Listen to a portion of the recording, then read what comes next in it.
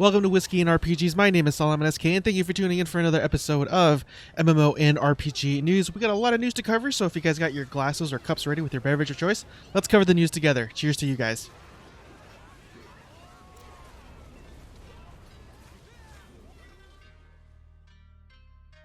And this next part is actually super interesting, I will admit. We head on over to massivelyop.com. Roblox will stream the One World Together at Home event tomorrow.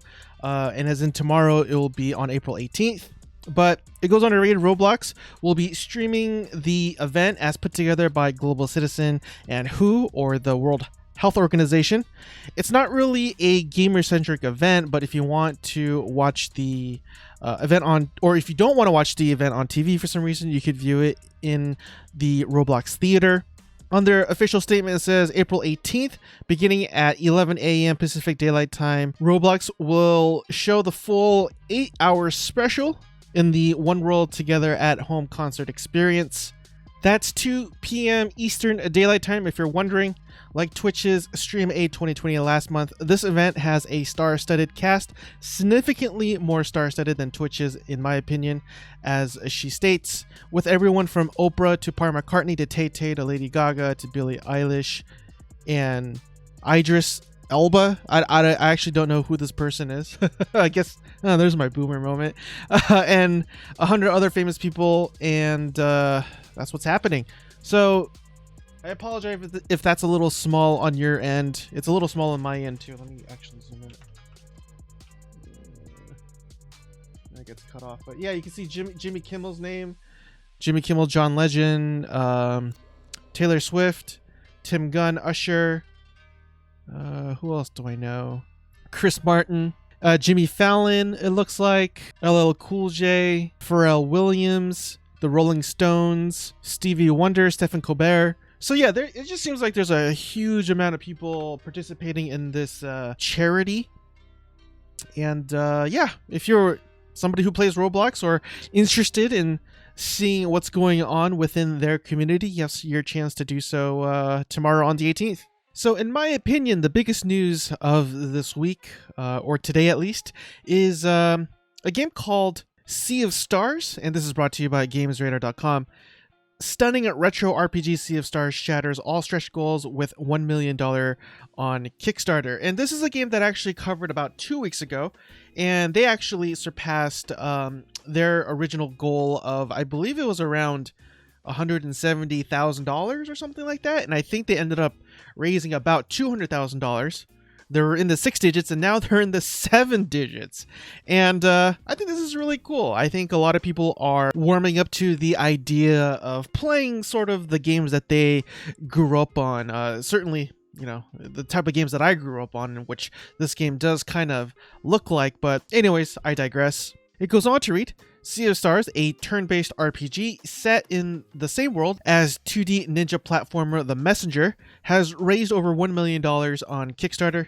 Developer Sabotage Studios' Kickstarter campaign will end on April 18th, and it's already raised over 10 times its target, smashing every one of Sea of Stars' stretch goals in the process. Addition of fully animated cutscenes and behind-the-scenes documentary. It also will contain a new game plus mode that has an alternate ending as well if you achieve 100% completion, as well as the Throes of the Watchmaker DLC.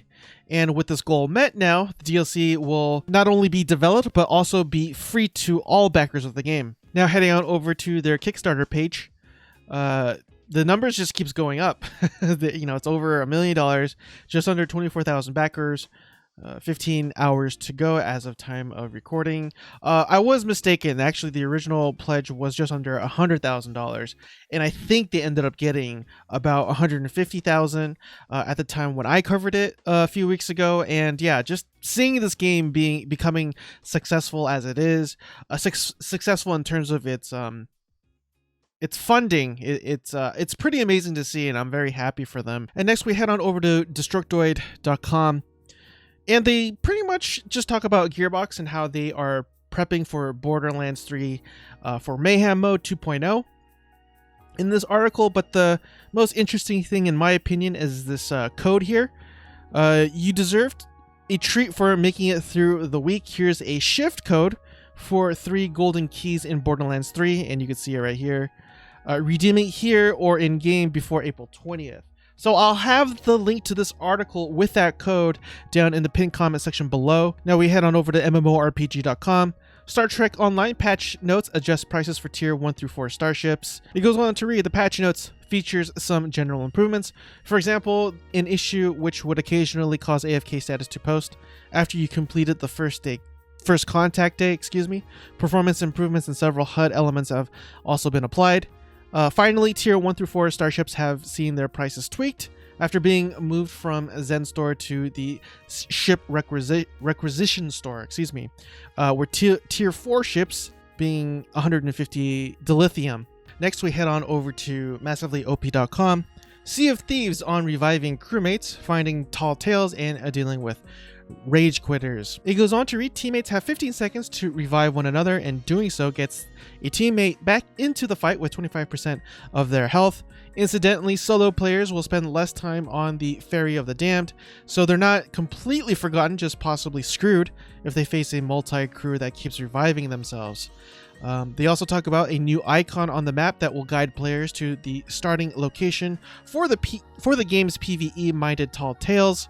Finally, the video goes on several other updates coming, also including timed lockouts from playing arena mode for players who quit too many times in too short of a window, and an optional nameplate display that lets players see their gamer tags. Next, we head on over to gamesradar.com.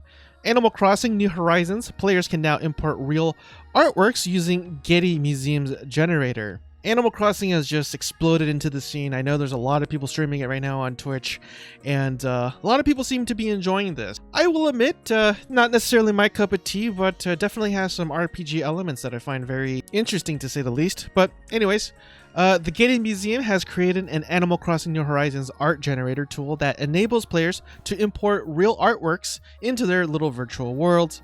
On the museum's generator page, Getty outlines instructions for how to access the artwork images by searching through the Getty Museum's open access collection or selecting from the gallery of favorites. And as you can see here from their official Twitter handle, goes on to say that with this tool, you can fill your island with art and transform your home into a world-class art gallery.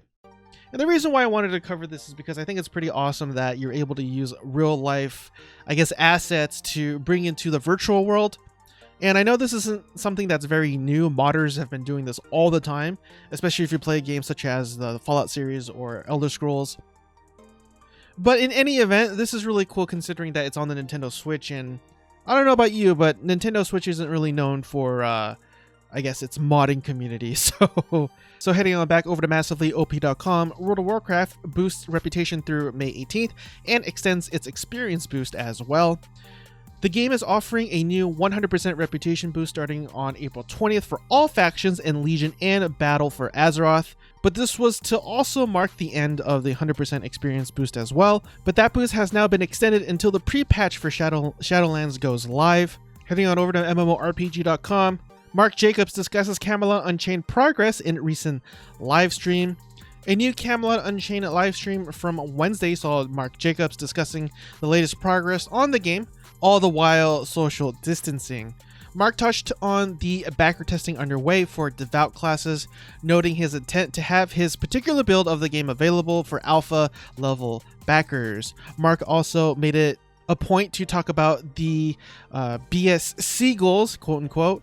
These goals are comprised of several guiding principles, stats, and implementation details. I guess this is just his sort of standard of what he's going to apply when making the game, from what I could tell. And lastly, interestingly enough, Mark did not shy away from the previous fan reaction to Final Stand Ragnarok and his eventual apology. Indeed, he actually invited those people to hop on into Camelot Unchained to see the progress being made in the MMO. So I did take a look at some of the comment section down below, not from just MMORPG.com, but from other media sources, and they're generally not good. There are some mentions of Chronicles of Illyria for some reason, but but I get it because they're both crowdfunded. But I don't think that's a fair comparison, at least not yet anyway. Sure, maybe this crowdfunded game could also follow in its footsteps. I hope not. I pray not that happens, but in any event, just judging from what I saw, and it wasn't a whole lot, I couldn't watch the entire thing for time reasons. It does seem like progress is being made regardless, but let me know what you guys think down in the comment section below. Heading on back over to massivelyop.com, ArcheAge tasks players with delivering watermelons in the watermelon event. Between now and Thursday, April 30th, what do you get for this quest? 2,000 honor or vocational points and 10 watermelon tokens that you could use to buy such things as elixirs, a pet, and a set of watermelon swim gear. Next, we head on over to MMORPG.com, and this one kind of shocked me because Aion was one of my very first MMORPGs that I've ever played. And this one kind of confused me because I had no idea what it was talking about. Aion Legions of War is ending. And I thought, Legions of War? Is that like some sort of event that's ending in Aion? But no, it's a mobile game. I did not know there was an Aion mobile game until now. Well, too late now since it's... well, I'll read.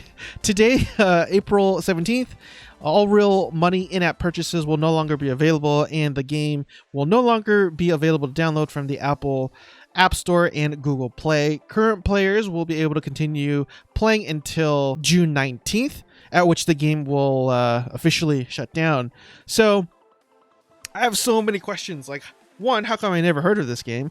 Two, if they're shutting down this mobile game, I'm pretty sure they have their reasons. Why are they making another game? I thought that's what Aion 2 was about. Aion 2, which I believe is even supposed to be a sequel, if I'm not mistaken, isn't even a PC or a console game, but another mobile version from the original Aion game. So you're gonna close one mobile game to make another mobile game? Like I just don't understand that. But yeah, I'm just gonna stop ahead before I get ahead of myself.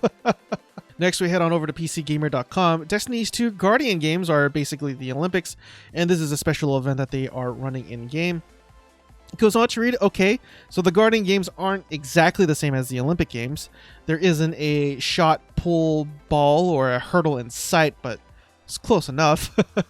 The inaugural games will pit Destiny 2 trio of classes against each other to determine who is the best at shooting stuff and completing daily challenges, Along with bragging rights, it looks like new exotic will be available. The heir apparent, along with new emotes, universal ornaments, ships, and sparrows that you'll be able to purchase at the Eververse. Free players will also be able to participate in the games, so you don't need your own Shadow Keep. You'll have 3 weeks between April 21st through May 11th. Heading on back over to MMORPG.com. Final Shadow Arena closed beta live now through April 20th. The beta will be available for North American, European, and Asian servers on from Friday, April 17th through Sunday, April 20th. New to this beta include an improved matchmaking or matching system, and player balance, as well as normal and AI matched modes. Also, if you participate, you will receive a special package of in-game items as well. And that does it for another episode of MMO and RPG News Roundup. I do appreciate if you made it with me so far. The watch time does help with the algorithms. I hope you guys have a wonderful Friday. Stay safe, hold down the fort, have a blessed night, and I will see you guys next time. Cheers again, everyone.